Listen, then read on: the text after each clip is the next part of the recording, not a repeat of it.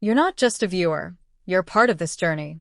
Subscribe today, and let's make 1,000 subscribers our shared victory. 3 years ago, my own sister stole the man I was going to marry. And at our father's funeral, she looked me in the eyes and smiled. "Poor you," she whispered. "Still single at 38. No one wants a cold soldier." I didn't argue. I didn't cry. I just smiled back and said 4 words that changed everything. "Have you met my husband?" I want you to remember that moment, because by the end of this story, you'll understand exactly why her smile vanished, why her hands started shaking, and why she couldn't say a single word for the rest of that day. My name is Claire, and this is my story. I joined the Marine Corps at 22. I wanted discipline, purpose, something bigger than myself. My family never understood that. My mother used to say a woman in uniform was a woman who scared men away. My sister, Rachel, was the opposite of me. Soft-spoken, always dressed perfectly, always smiling for the camera. She got the compliments.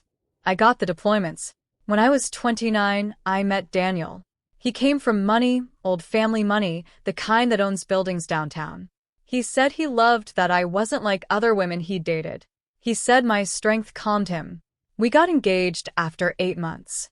I thought I'd finally found someone who saw me, not just my uniform. I was wrong.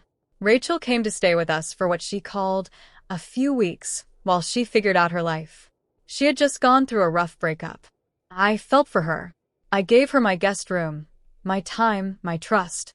I was deployed for 4 months that year. Long stretches with no calls, only short messages when I could send them. When I came home, something had changed. Daniel was distant. Rachel avoided my eyes at dinner. It took me 2 more months to learn the truth. They had been seeing each other since my 2nd month away. My own sister, in my own house, with my own fiancé. When I confronted them, Daniel didn't even look ashamed. He said, "You were never really here anyway. Not the way she is." Rachel just cried and said love doesn't ask permission. I left that house with 1 bag and my dignity. I told no one at first. I just went back to base and buried myself in work, the only thing that had never betrayed me. For the first year, I didn't speak to either of them. My mother tried to smooth things over, saying family is family, that I should forgive and move forward. My father, though, was different. He never said much, but the day I told him what happened, he held my hand and said, "You did nothing wrong. Don't you dare think you did." That sentence carried me through some of the darkest nights of my life. Rachel and Daniel got married less than a year later. Big wedding, expensive venue, the kind of event my family loved to talk about. I wasn't invited, which was almost a relief. I threw myself back into my career. I earned rank. I led people. I learned to trust myself again, slowly, 1 mission at a time. And somewhere in that rebuilding, without even planning it, I met someone new. His name was Marcus. He was also a Marine, a few years ahead of me, quiet in the way that strong people often are. We worked together on a joint training assignment. He never tried to impress me. He never made me feel like my strength was something to apologize for. One evening, after a long week of drills, he said something I never forgot. "You don't need someone to protect you. You need someone who stands next to you." That was the moment I let my guard down. We married quietly, just a courthouse ceremony and 2 witnesses.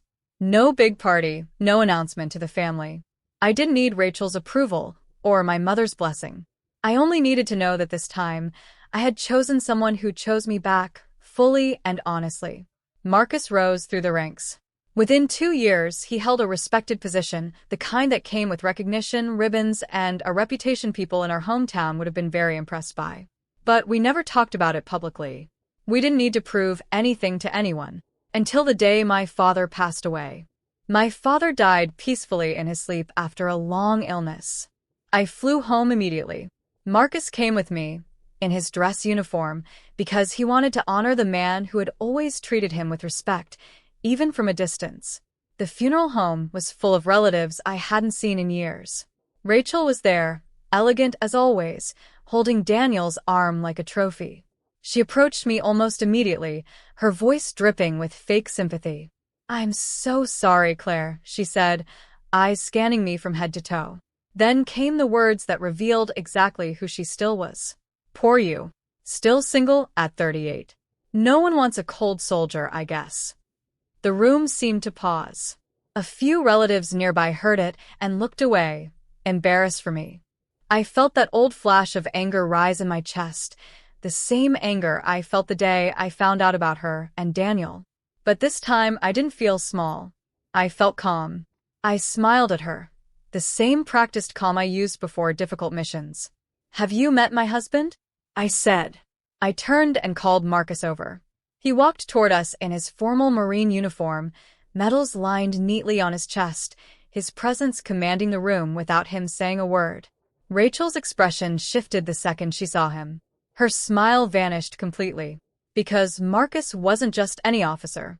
He was well known in military and business circles for the reconstruction project his unit had led 2 years earlier, a project that Daniel's own family investment firm had failed to secure a contract for, losing millions in the process, a loss that had humiliated Daniel in front of his own father.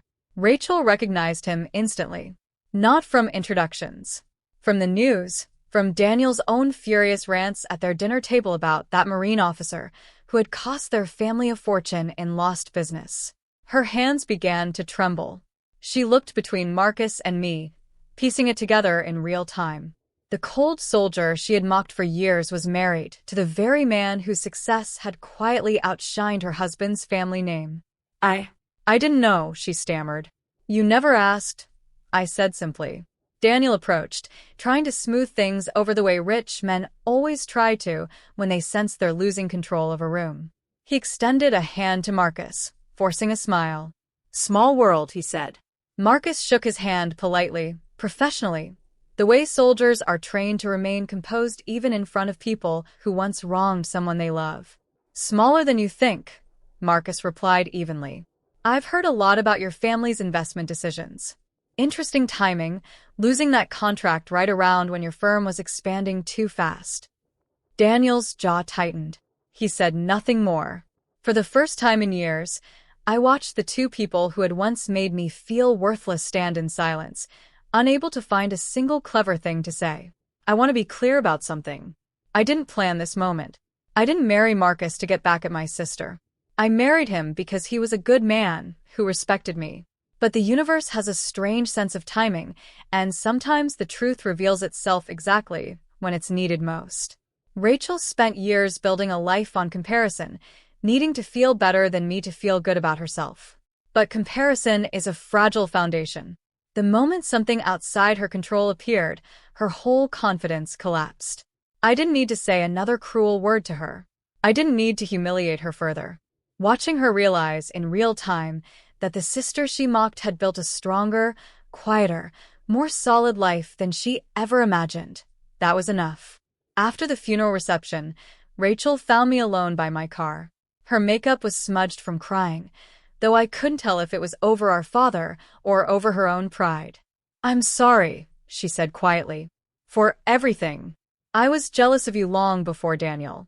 I just never said it. I looked at her for a long moment. I know, I said. I forgave you a long time ago. I just stopped needing you to know that. 10. What forgiveness actually looks like. I didn't hug her. I didn't cry with her.